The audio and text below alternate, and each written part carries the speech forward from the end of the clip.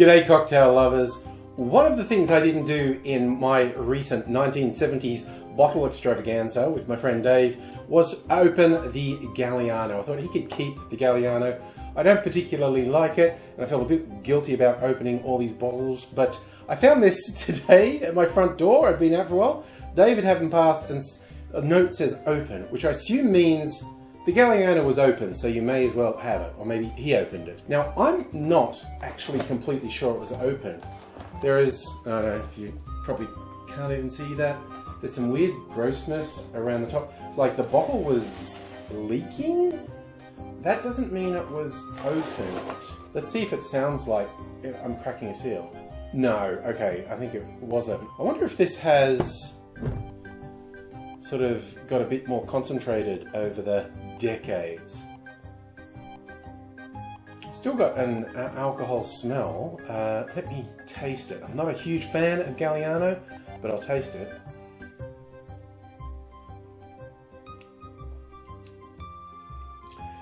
It still tastes like Galliano. Besides the bottle, there was a little booklet of recipes from the 70s. So they're going to suck. By modern standards, virtually all of these recipes are overly sweet, have way too much Galliano in them, and are quite unbalanced. They have a lot of takes on just your classic cocktails, but they chuck Galliano in them. Instead of a Kir Royale, there's a Galliano Kir, which is white wine with Galliano. There's a Galliano Sour, which is pretty straightforward. It's got some orange juice and lemon juice, Galliano and whiskey, and you get a sour out of that. Harvey Wallbanger, of course, which is a terrible drink, absolute garbage, but a major success in marketing for Galliano. A Galliano daiquiri, where it's like rum and Galliano and lime juice and sugar.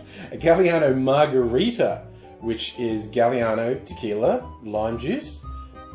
I mean, maybe that'd work, substituting the orange liqueur for the Galliano. Galliano Manhattan, which is actually something I was thinking of trying, and that's literally just whiskey and Galliano, which at the very least is going to be interesting. Then there's some that they say, prize-winning recipe, like this one, Golden Dream.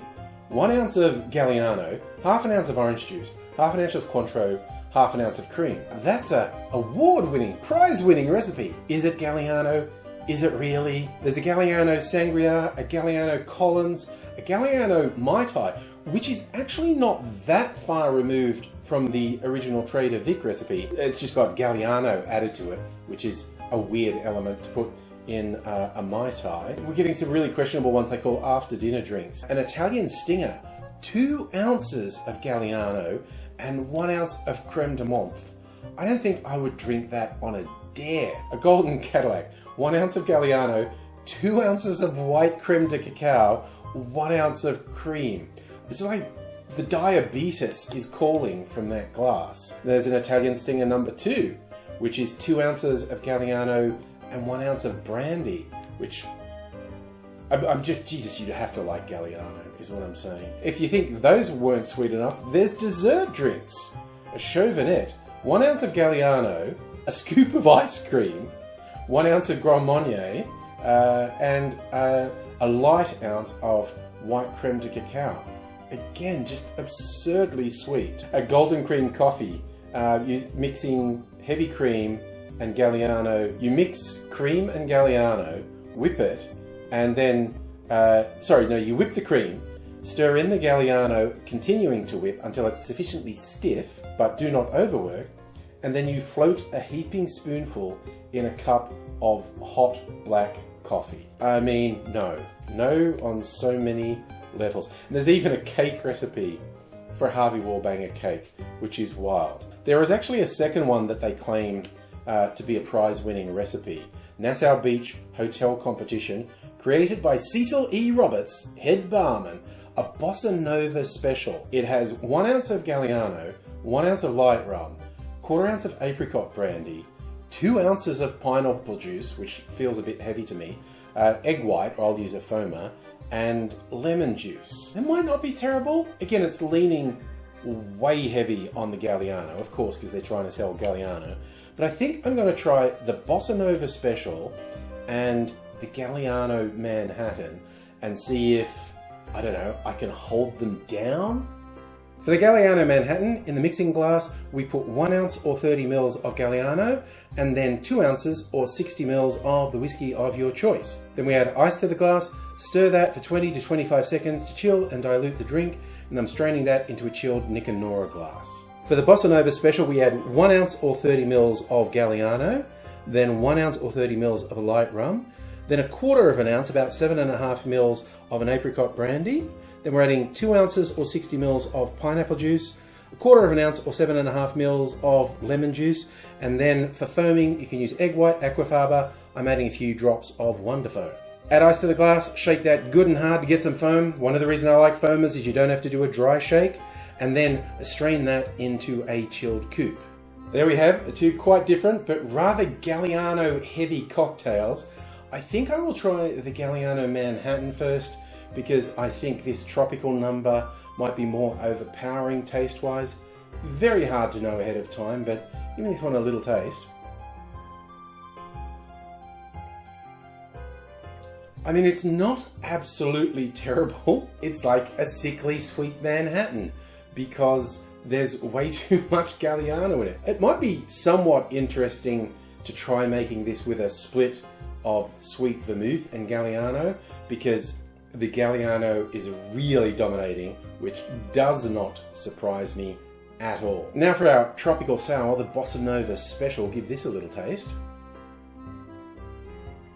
Okay, that actually works way better. This is not terrible, the Manhattan, but this actually works quite well as a tropical sour. The Galliano is not something you'd normally put with, you know, your rum and other elements in a tropical drink, but it works reasonably well. It is not as sweet as I thought. I thought the 2 ounces of pineapple juice was probably too much. Again, it may be worth experimenting with using less of the pineapple juice, maybe a little bit more lemon or lime juice in there to up the acidity in a different way. It's not terrible.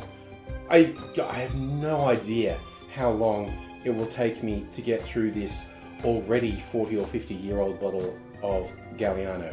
I suspect years, because I suspect I'm not going to use it very much, and it's such an awkward bottle. Seriously, bartenders hate this so much, just finding a shelf that will hold it, and it's really awkward to pour from. But I'm sure the Galliano people would go like, but as a branding thing, it's genius, because they've been doing this since at least the 70s, and people instantly recognize Galliano. So I guess they've got that on their side.